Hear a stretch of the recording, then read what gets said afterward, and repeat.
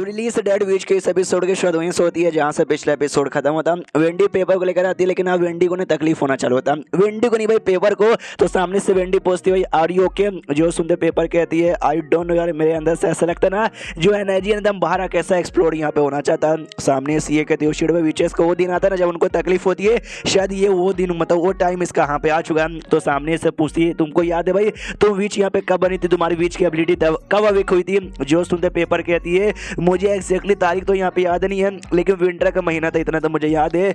जो सुनते ही सामने से वेंडी कहती है देखो विंटर तो यहाँ पे आता है 2-4 दिन बाद यहाँ पे आएगा, लेकिन इस बार ना 1 महीना एडवांस में आ चुका था। अभी के लिए तो चल तो वैसे रहा ऑटम था, तो ऑटम का 2-4 दिन बाद निकल जाएगा, विंटर आएगा, इसलिए समझ जाए तुम्हारा वो दिन यहाँ पे आ चुका है। लेकिन डोंट वरी, हमारा जो बॉर्डर सिटी है ना, बॉर्डर सिटी में कोई भी विच है ना अब इसके वजह से यहाँ पे नहीं मरता, यानी तुम्हें कुछ भी नहीं होगा, रिलैक्स यहाँ पर हो जाओ। सामने से लाइटनिंग कह दिया या रिलैक्स हो जाओ, उसके बाद से जो भी तकलीफ थी सहन बहन कर लेती है। शीश होता प्रिंस पे, यहाँ पे प्रिंस कहता है गुड पेपर, आज से तुम हमारी यूनियन के ना ऑफिशियल विच यहाँ पे बन गई हो। सामने से वेंडी भी कहती है हाँ बहुत ही बढ़िया है, क्या ना पेपर नहीं आई थी, इसने ज्यादा अपने मैजिक का यूज नहीं किया था जी चक्कर में। जब वो तकलीफ वाला दिन है ना बेचारी को काफी तकलीफ यहाँ पे हुआ था, लेकिन इसने अपनी हिम्मत यहाँ पे नहीं आ रही, सही सलामत यहाँ पे थी। और देखो भाई अच्छे से खड़ी है, तो या कुछ भी हो जाए हिम्मत बिल्कुल भी मत आना, वो कहती यार डोंट वरी, मैं हिम्मत वगैरह बिल्कुल भी यहाँ पे मारने वाली नहीं हूँ। सामने से फिर अपना वेंडी का ध्यान जाता प्रिंस की ओर, जो प्रिंस यहाँ पर ना ये कर रहा है भाई क्या बोलते पढ़ाई कर रहा था बुक्स की, तो ये भी पूछते भाई कौन से बुक्स से। प्रिंस कहता है यार जो एगाथा के बुक्स यहाँ पे थे ना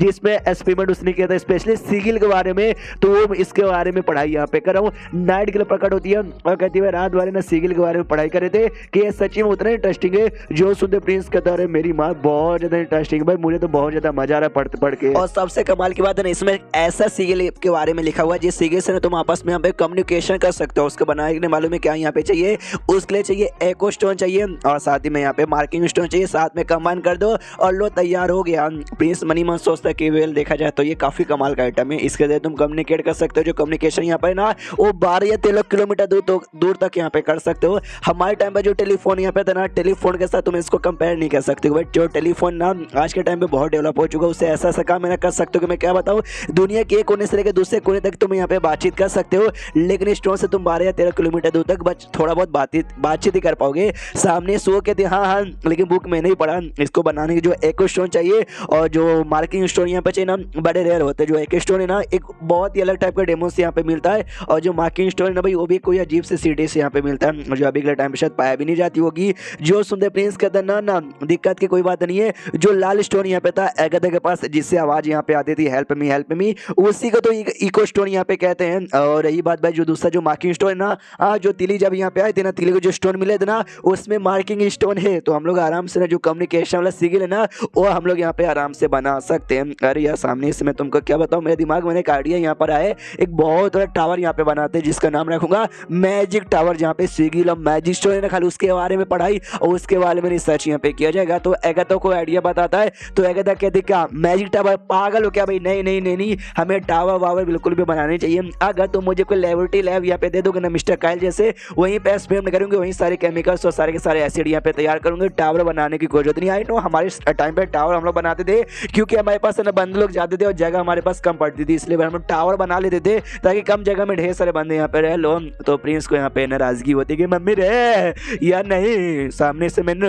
यहाँ पे भाई टावर बनाना था, कोई बात नहीं। अब दूसरे काम की बात पे आते हैं। तो सामने से क्या हुआ, हाँ जो चीजें मैं तुमको प्रोवाइड की वो ठीक है ना, उसके अलावा तुम्हें और चाहिए क्या। ये कहती कि अगर तुम सामने से कह रहे हो तो भाई मैं भी मुंह फाड़ के यहाँ पे डिमांड कर ही लेती हूँ। हाँ तो बेसिकली आपको जो कम्युनिकेशन वाला जो सिगिल यहाँ पे बनाना था ना, हमारे पास जो मटेरियल्स यहाँ पे ना वो मटेरियल कम यहाँ पे पड़ेगा, मतलब उससे खाली आप एक ही बना सकते हो। तो ये बना के किसके साथ कम्युनिकेट करोगे भाई, अपने साथ नहीं ना, कम से कम 2 तो होना चाहिए ना जिसके साथ कम्युनिकेट कर सकते हो। बाकी मटेरियल्स आपको मिलेगा अगर आपने डेमो के साथ फाइट किया तो डेमन के मारने में उनकी बॉडी से मिल जाएगा। सामने से वो कहती है हम बाकी मटेरियल्स भाई, और यहाँ पे क्या क्या चाहिए। प्रिंस कहता बुक, ये रहा बुक, इस बुक में पूरा डिटेल में लिखा है, लेट्स चेक। सामने से नाइटिंगेल कहती है हाँ दिखाओ। प्रिंस कहता हाँ लेकिन उससे पहले तुम्हारा जो टेस्ट यहाँ पे हुआ था, हाँ बताओ। फाइटिंग टेस्ट हुआ था भाई मैजिक स्टोन का कि भाई जला या नहीं जला, बताओ क्या हुआ। जो सुंदर सामने से वो शर्माते कहते सीक्रेट है मैनू नहीं बताना। प्रिंस समझ आता भाई नहीं इसका भी चमका होगा, ये ज्यादा नहीं चमका होगा, एना का ना बहुत चमक गया था ना, तो एना से पक्का जल रही हो। प्रिंस यहाँ पे फिर बुक चेक करता, बुक से मालूम चलता है केवल हाँ इसमें पूरा लिखा हुआ है, लेकिन जो 4 क्रिस्टल की जरूरत यहाँ पे पड़ती है 4 स्टोन की, यहाँ पे अननोन करके लिखा हुआ यार अननोन, आई मीन सच्ची में अननोन ऐसे केवल लिख देते नाम वगैरह। जो सुंदर सामने से ये कहती है कहता क्योंकि भाई जो चारों स्टोन्स यहाँ पे ना बड़े कमाल के स्टोन जो कि जो हाई लेवल के डेमो से ना उनके पास से मिलता है। अगर बाई चांस लिखा हुआ भी रहता है ना तो भी जाओ और तुमको मिल ही जाएगा स्टोन। ये पॉसिबल यहाँ पे नहीं था। इससे जो मुखिया यहाँ पे थी ना उन मुखिया ने सामने से इसके बारे में लिखा नहीं, लेकिन मैंने बता दिया तो उन्हें चिल्ला चिल्ला के पब्लिकली चारों स्टोन का नाम बता दिया। एक को स्टोन चाहिए, मार्किंग स्टोन चाहिए, बाकी स्टोन चाहिए। जो सुंदर नाइट के लिए भी प्रिंस से कभी सुना आपने चिल्ला चिल्ला के बता दिया। अगर ये बात है ना उनकी मुखिया लोग को मालूम चलेगा तो उनकी आत्मा कब्र से बाहर निकलेगी और आपकी जान निकाल लेगी या फिर एटलीस्ट आपको कुटाई तो करेगी। जो सुंदर ये कहता मेरी माँ ऐसा डराओ मत, वरना मालूम चला कल के वो जो तीनों के तीनों मुखिया ना वो भी जिंदा है कहता जैसी, तब तो मेरी सच्ची में यहाँ पे बैंड ही बच जाएगी। सामने से फिर ये कहता है कि वेल तो बस स्टोन मिल जाएगा तो चलेगा ना।